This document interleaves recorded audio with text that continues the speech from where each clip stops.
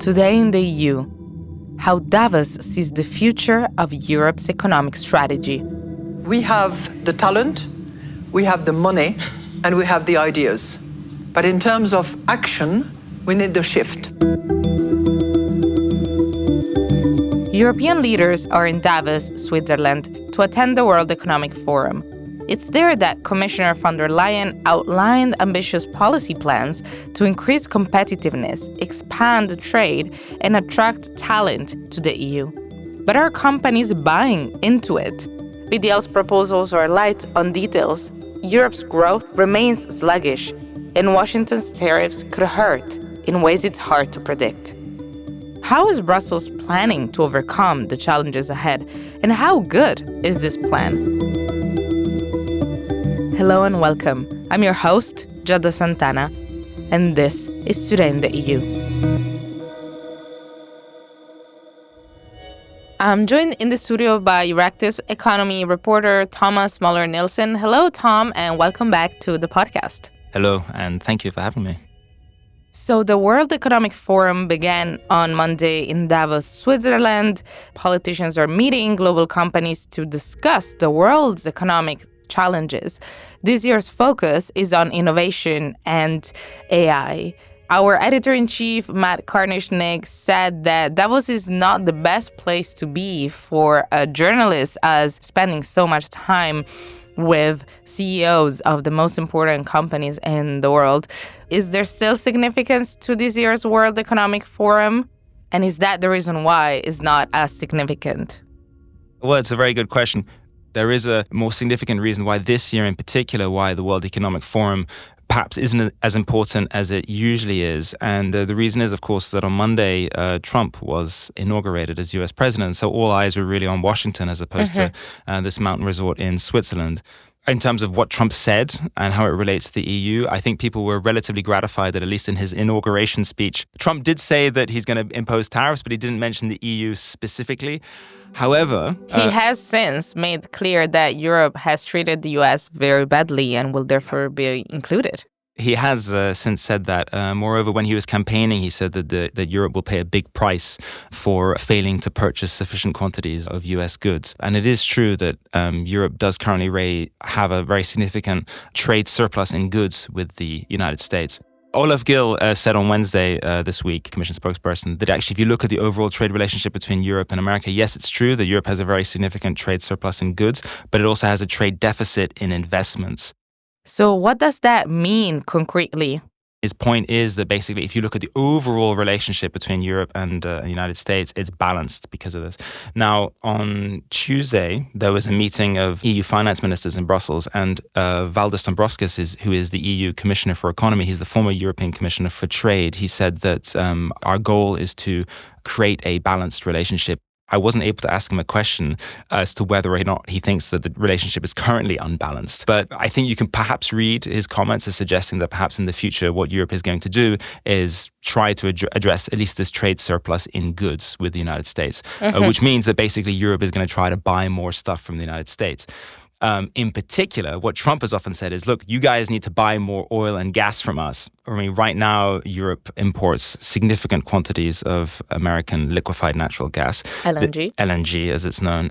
The interesting thing, which I think has maybe not been touched upon enough, or I am sure that European policymakers are aware of it, but at least they don't talk about it in their public statements, is the fact that right now, energy prices in Europe are extremely high, several times higher than they are in the United States. And so von der Leyen, in her speech at Davos on Tuesday, said that one of her main goals is to bring down energy prices in the European Union. Now, it's very unclear if you're going to buy American LNG, liquefied natural gas, how it is that you're going to bring down energy prices. It's extremely expensive importing this liquefied natural gas from America and bringing it all the way over to Europe. And so how is increasing purchases of LNG compatible with the aim to lower energy prices? One thing they're going to be doing is try to get energy through green technologies, through things like solar panels and wind turbines and so on and so forth. But at least in the short term, these two things are not really compatible. You can't really bring down energy prices whilst at the same time buying more expensive liquefied natural gas from America. It seems to me, at least, that Davos has cracked wide open for the whole world to see the issues Europe is facing at the moment.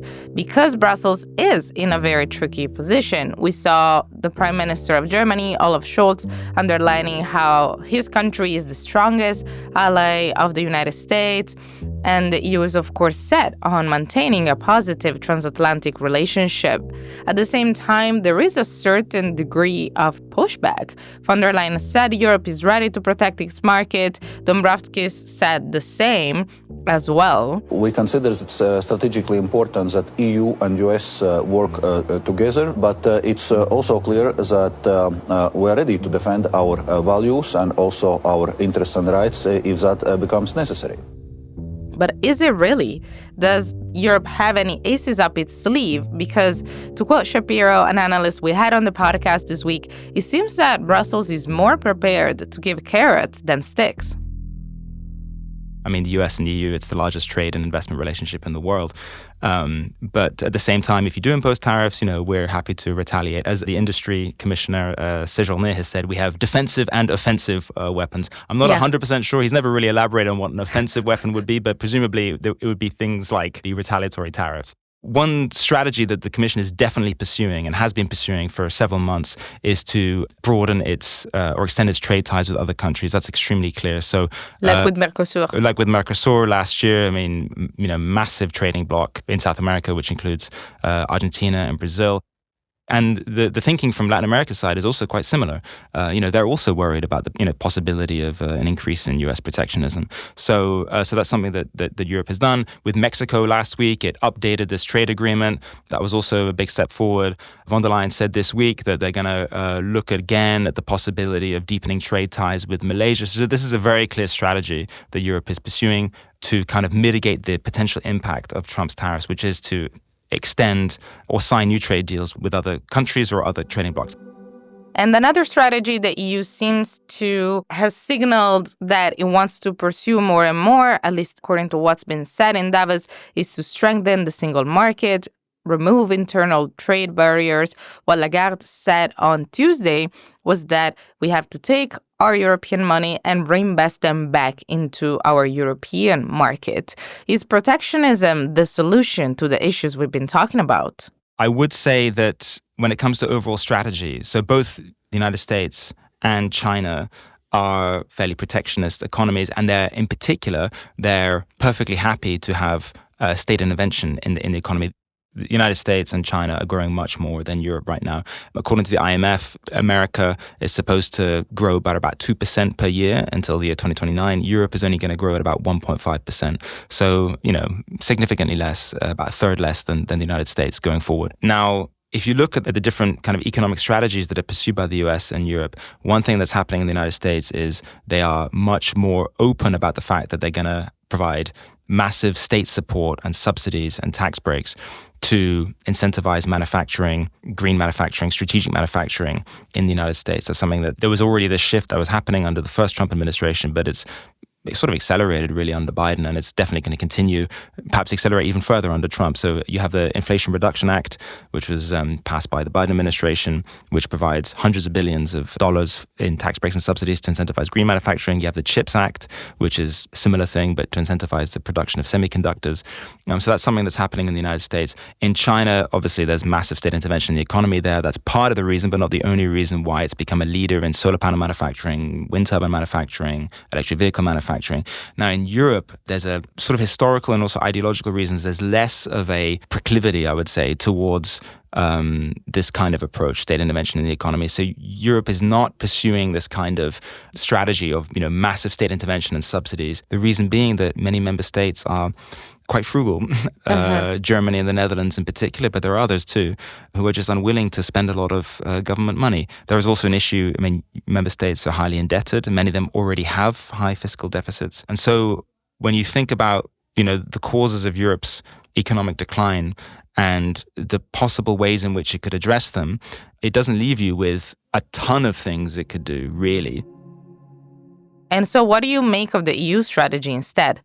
What they're doing is slightly different. So what von der Leyen spoke about at Davos, she spoke about with this capital markets union, which is a different strategy. Now, the former president of the European Council, Charles Michel, He's not the president of the council anymore. It's Antonio Costa. But he said something which I thought was very revealing. He said, look, the best response to the Inflation Reduction Act is the CMU, the Capital Markets Union. So the best European response to this massive state intervention in the economy, providing subsidies and tax breaks to incentivize green manufacturing, is to integrate our capital markets.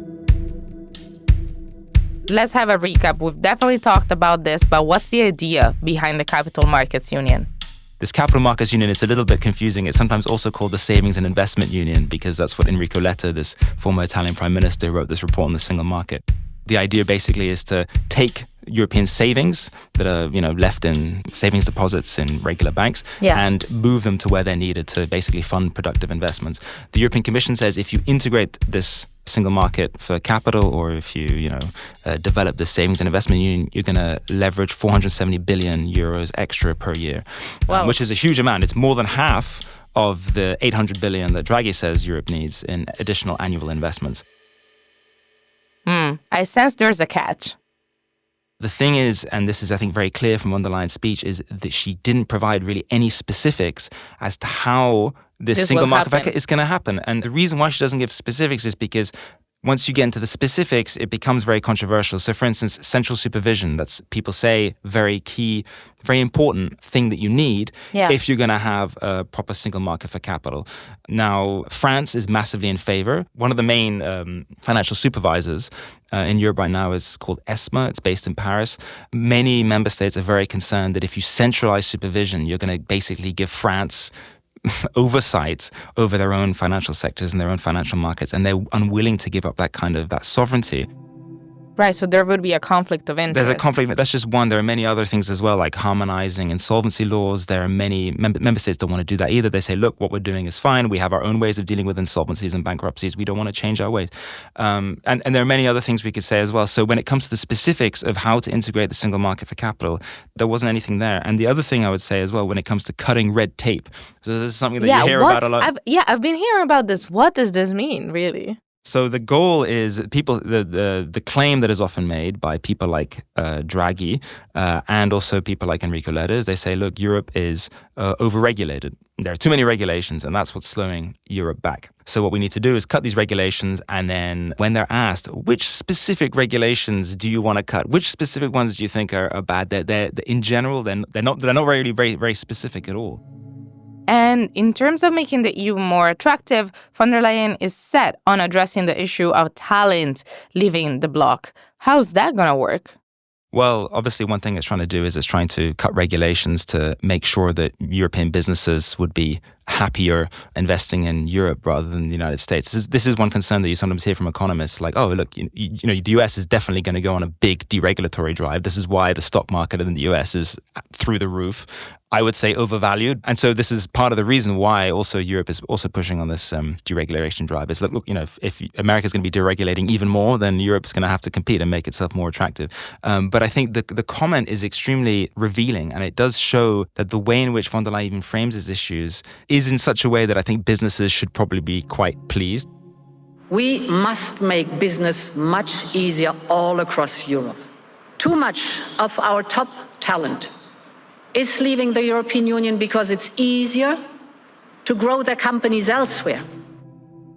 So top talent leaving the EU to grow their companies. Now, obviously, not all talent owns a company, right? You can be a very smart researcher, but not necessarily, have your own firm. Even the way in which it's framed, it shows that, the way von der Leyen and I think people in the Commission are thinking is, the best people that we have are our businesses, and they're the people that we need. Some people I've spoken to have actually said that things under Trump, it might go in the opposite direction. So with researchers and businesses moving to Europe? Well, so one thing that was mentioned to me was, so there are many Chinese researchers working at US firms. Now, obviously, Trump has said some very, to put it mildly, hawkish things about China. There are many Chinese researchers in the United States who given the kind of rhetoric and given the sorts of things that Trump might do, and given the fact that he's appointed people like Marco Rubio in his cabinet who are, China hawks, that they might say, look, I don't want to work in the United States anymore. I'd rather work elsewhere where I'm able to do my research in an environment where I feel maybe not so much prejudice. And so that could mean that many people working in America, maybe even some smart Americans who are just uncomfortable living in a country led by Trump, could be tempted to actually move to Europe. So I think this goes both ways. And what do you think about the idea that von der Leyen put forward at Davos of having a 28th regime? Too many firms are holding back investment in Europe because of unnecessary red tape. Today, the European single market still has too many national barriers. So sometimes companies are dealing with 27 different national legislations. We will offer instead to innovative companies to operate all across our European Union under one single set of rules. We call it the 28th regime. Well, so it's an idea that was actually, it's in Enrico Letta's report on the single market, which was published back in April. In terms of, it is something that businesses, certainly big businesses, would like, rather than having to comply with particular national laws. They would just comply with this one, super law, so to speak. I haven't seen a lot of movement in that regard, legislative movement. Right now, what the Commission is doing is it's working on this Omnibus package, which our listeners may have heard of. An Omnibus package? Basically what it is, it's supposed to be this kind of meta package, which is supposed to indicate how regulations can be cut in a bunch of different areas. Some people are worried that this omnibus package that is being developed won't go far enough. There might have to be more omnibus packages. This is something that the EPP, or the centre-right group, European People's Party in the European Parliament, has been calling for. But in terms of the overall thrust towards cutting regulations, I think that is something that will be on the agenda over the next few years. And speaking of the direction the Commission is going in, the EU is soon expected to unveil a series of strategies and policies whose goal is to remove trade barriers. We're expecting the publication of the Competitiveness roadmap. Do we know what it entails? Is it what you're talking about? There have been a flurry of reports and initiatives over the last year. So obviously we had the Enrico Letta report on the single market in April. Then we had the Draghi report in September. Then we had this Budapest declaration, which I think we spoke about on the podcast, which was unveiled in November, basically listing the ways in which Europe can become competitive. Mm-hmm. Now, the Draghi report and the Letta report were very specific. They're quite detailed in their policy proposals. The Budapest Declaration was not really. It was very general. They said things like, yes, we need to integrate our capital markets, but on the nitty-gritty details as to how, there was nothing there. They said, we need an energy union. But again, on the how is that going to happen? No specifics there. The competitiveness compass, unfortunately, is, I think, going to be more like the Budapest Declaration rather than the Draghi and Letta reports. The way people have described it to me is that it'll be a 5 to 10 page synthesis of what the Commission likes in the Draghi and Letta reports. So this should come next week, the competitiveness compass, which will provide, it'll be the North Star, I think that's how von der Leyen described it, of the Commission over the next 5 years. All in all, we've been through several of the proposals that von der Leyen brought to Davos. What do you make of them, especially in light of the threat of tariffs that are sort of hovering over Brussels? It's an open question whether what Europe is doing is sufficient to mitigate these kind of broader structural forces. And of course, it could get a lot worse if Trump goes ahead and imposes tariffs on European goods. I would say one thing that is worth noting is that even if Trump does go ahead and impose these steep tariffs on European goods, the result would not be totally disastrous. I think sometimes there's a sense even among policymakers and among some journalists, actually, that this would be a catastrophe if Trump. Game over. It's game over if Trump imposes his tariffs. I mean, there are studies on this that suggest that in general, the impact on Europe's GDP would be about 1 percentage point. And given that Europe is supposed to grow by about 1 percentage point this year, that would mean that the European economy would probably stagnate, maybe fall into recession. But it's not a disaster. It's not going to be, like the financial crisis where its GDP collapsed by 5%.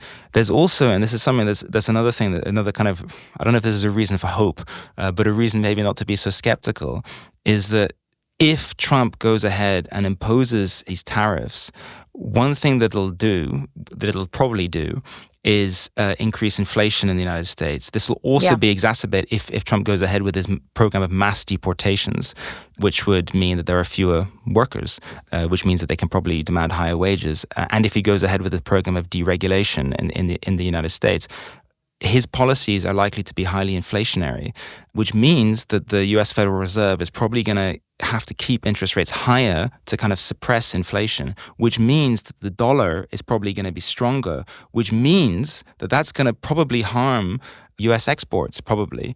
It'll mean that relative to the dollar, the euro will be worth less, not worthless, but worth less, and therefore European exports would actually be more competitive going forward.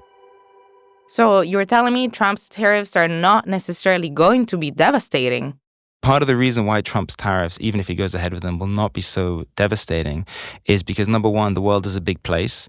If Europe isn't going to be selling things to the United States, there are other places it can sell them. And then the second thing is that many of the goods that Europe does export to the United States, in particular high-end cars, they're what economists call price elastic, which means that, a 10-20% increase in duties that have to be paid are not going to make that big a difference. One example that was mentioned to me is if you're a rich American, you want to buy a nice Porsche. Yeah, it's not going to matter. Is that going to make a big difference?